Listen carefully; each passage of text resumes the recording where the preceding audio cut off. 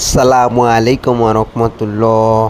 আমি ঢাকা মোহাম্মদপুর থেকে মোহাম্মদ আব্বাস উদ্দিন আপনাদের মাঝে দীর্ঘদিন যাবৎ বিভিন্ন এলাকায় পাড়ায় জমি ফ্ল্যাট বাড়ির ভিডিও নিয়ে আসি। ঢাকার বাইরে বিভিন্ন শহরে। তো যারা জমি ফ্ল্যাট বাড়ি কেনার আগ্রহ আছে, ইচ্ছা পোষণ করতেছেন, তারা মেহেরবানি করে আমার চ্যানেলটা সাবস্ক্রাইব করে রাখবেন, ফেসবুক পেজটা ফলো দিয়ে রাখবেন। কম দামি বেশি দামি বিভিন্ন রেটে বিভিন্ন বাজেটে ফ্ল্যাট বাড়ি জমি আমি সবসময় ভিডিও নিয়ে আসি আপনাদের মাঝে। বেশি বেশি করে লাইক দিবেন, একটি করে লাইক দিলে একটি করে টাকা পাওয়া যায়। চ্যানেলটা সাবস্ক্রাইব করে সবসময় রাখবেন। ভবিষ্যতে হয়তো বা আপনার বাজেটে জমি পেয়েও যেতে পারেন। এটা হলো সাভার। আজকে যে জমিটা দেখাতে আসছি, এই জমিটা হলো সাভার নামার বাজার এনাম মেডিকেলের পিছনে। সামনে 30 ফিট সরকারি প্রশস্ত রাস্তা আছে। 30 ফিটের থেকে এই জমিটা 56% জমি। এদিক দিয়ে আবার 12 ফিট রাস্তা নামে প্লট আকারে জমি বিক্রি করা হবে। ভিডিও শুরুর থেকে লাস্ট পর্যন্ত দেখলে আপনারা বুঝবেন জমি এখনও এই পর্যন্ত বেচা বিক্রি হয় নাই, এই প্রথম বিক্রি হবে। জমির মালিকে সিএস এসএ আরএস বিএস জমির মালিকের নামে কমপ্লিট আছে, এখনও জমি বিক্রি হয় নাই।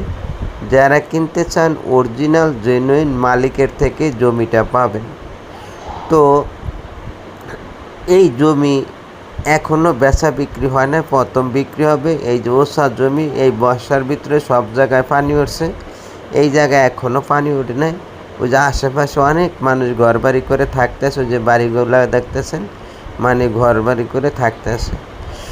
জমি কেনার নিয়ম হলো, জমি কেনা যে নিয়ম যে সিস্টেমটা, আপনারা যেই দেশের যে কোনো এলাকায় জমি কিনেন, ওই দেশের ওই উপজেলায় ল্যান্ড অ্যাসোসিয়েশন ভূমি অফিস আছে। ভূমি অফিস ল্যান্ড অফিসে গেলে আপনারা জমির খাজনার কাগজ দেখাইলে বলিয়মে এই জমিটা 56%, এই 56% জমির লিগেল মালিককে ওই সরকারি লাল বলিয়মের বইতে লেখা থাকে। তাহলে দেখাবে যে এই জমির মালিক এই ঠিক আছে। এদিক থেকে যাবেন হলো ল্যান্ড অফিসে। ল্যান্ড অফিসে গেলে সিএসএ মালিককে, এসএ মালিককে, আরএসএ মালিককে, বিএসএ মালিককে প্রত্যেকটা রেকর্ডে আপনাকে দেখিয়ে দিবে। কিছু জমি এদিকে ব্যবসা আছে, কিছু জমি নিচে আছে কিন্তু পানি ওঠে না। যাই হোক, তারপরে এই জমি কি আদৌ কি কোনো বেচা বিক্রি হয়েছে কি না, এইটা আবার জানার জন্য আপনার যেতে হবে রেজিস্ট্রি অফিসে। রেজিস্ট্রি অফিসে যদি জমি মর্গেজ দেয়, ব্যাংক মর্গেজ, মসজিদরে দেয়, কবরস্থানরে দেয়, তারপরে কেউ রে পাওয়ার দেয়, কেউ লাগে বায়না করে, সাব রেজিস্ট্রার অফিসে গেলে তল্লাশি দিলে তাহলে আপনার বোঝা যায়। তো এই জমি যাতে এখনও বেচা বিক্রি হয় নাই, তাহলে মিনিমাম 10 বছর তল্লাশি দিবেন কি 20 বছর তল্লাশি দিবেন। এক বছর 500 টাকা করে সাব রেজিস্ট্রার অফিসে সরকারি খরচ নিব। ডক্টরি প্রেসক্রিপশন হিসাবে ডাক্তাররা যেভাবে প্রেসক্রিপশন দেয় ওইভাবে আপনাকে একটা প্রেসক্রিপশন দিয়ে দিবে। এ হলো রাস্তা, এই রাস্তা দিয়ে আমরা যাইতেছি। সবচেয়ে বড় বিষয় হলো এদিকে রেজিস্ট্রি খরচ কবে, হাতের ডাইন পাশ হয়েছে সাভার, এদিকে রেজিস্ট্রি খরচ 50,000, হাতের বাম পাশ হয়েছে সিঙ্গার, এইদিকে রেজিস্ট্রি খরচ হলো 20,000। তো রেজিস্ট্রি খরচের দিক দিয়েও সুবিধা আছে। তো এদিকে কিন্তু ব্রিটিশের বাংলাদেশ শুরু হয়েছে 1947-71 থেকে। 1947 থেকে 71 পর্যন্ত পাকিস্তান চালাইছে। এই হলো রাস্তা।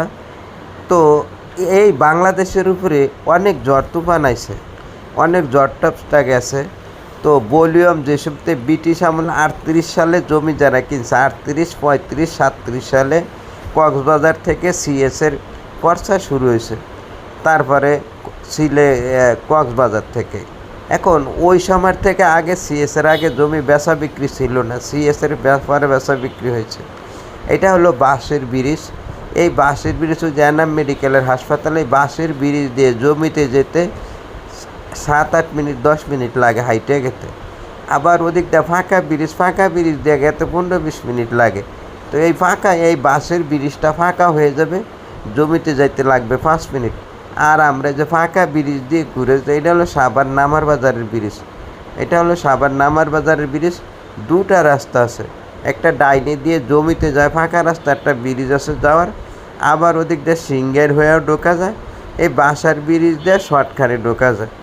জমি এটা কেউ যদি নেন তাহলে দাম হবে একদম টোটাল 56% নিলে 2,20,000 টাকা, ভেঙ্গে ভেঙ্গে নিলে সামনে দিয়ে 3 লাখ, পিছন দিয়ে 2,50,000 টাকা শতাংশ। এদিক দিয়ে রেজিস্ট্রি খরচ কম আছে। তবে এদিকে ব্রিটিশের সময় যে সমস্ত জমি কিনা হয়েছে ওগুলা ভলিউম পাওয়া যায় না, রেজিস্ট্রি খরচ ভলিউম পাওয়া যায় না, কিন্তু দলিল পাবেন, ওই দলিলই যথেষ্ট, দলিল দিয়েই চলে। কিন্তু 38 সালের ভলিউম কোনো জায়গায় না।